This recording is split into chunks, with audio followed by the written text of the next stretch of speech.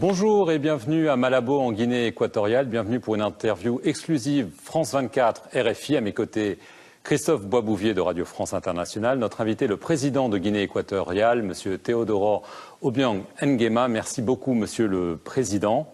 À la fin du mois de décembre, un commandement armé a été arrêté à la frontière avec le Cameroun. On a affirmé qu'il s'agissait d'un coup d'État contre vous. Certains ont émis des sérieux doutes sur cette théorie. Est-ce que vous pouvez nous dire clairement, a-t-on voulu vous renverser, voire vous tuer à cette occasion?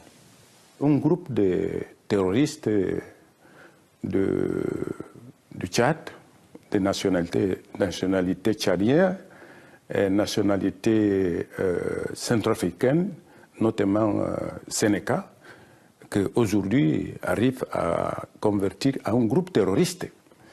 Un groupe de Soudanais préparé malgré avec certaines personnalités en France. Le problème commençait en France. Le financement vient de certaines personnalités pour recruter les mercenaires dans le pays que je citais, mais c'est lui qui a commencé les actions depuis la frontière tchadienne qui se trouve avec la Guinée équatoriale à peu près plus de 1000 kilomètres pour arriver jusqu'à la frontière. Certains groupes avaient passé la frontière clandestinement, avec l'implication de certains citoyens de Guinée équatoriale. Et le 13 juillet, pris la décision d'informer le président Biya. On a fait une action conjointe pour commencer à arrêter les mercenaires. C'est comme ça qu'on a échoué l'opération mercenaire, le terroriste.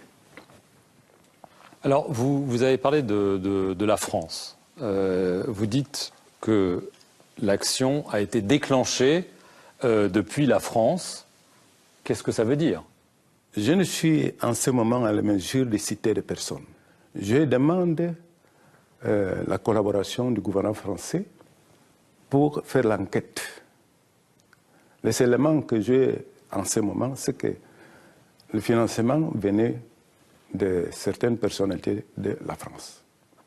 Autre piste, celle du Tchad. Le chef présumé du commando, Mahamat Kodo Bami, aurait été membre, il y a 15 ans, de la garde présidentielle tchadienne. Mais le ministre tchadien des Affaires étrangères vous a dit « Nous, les Tchadiens, nous n'y sommes pour rien ». Oui, c'est la réponse du ministre. Mais la majorité sont des personnalités connues. Ils devaient savoir pourquoi on a sorti du Tchad. Il a disparu du Tchad pour arriver en Guinée équatoriale. Je crois qu'il doit y avoir une enquête des gouvernements tchadiens pour savoir comment on avait recruté des gens dans leur territoire. Est-ce que vous soupçonnez Idriss Déby d'avoir su certaines choses et de ne pas les avoir arrêtées à temps? Je ne peux pas on a l'impression que c'est ce que vous pensez. Réponse. Je n'ai pas la réponse parce que je sais que le recrutement a été dans le territoire tchadien. C'est ça que c'est mon souci. Juste avant la présidentielle d'avril 2016, vous avez déclaré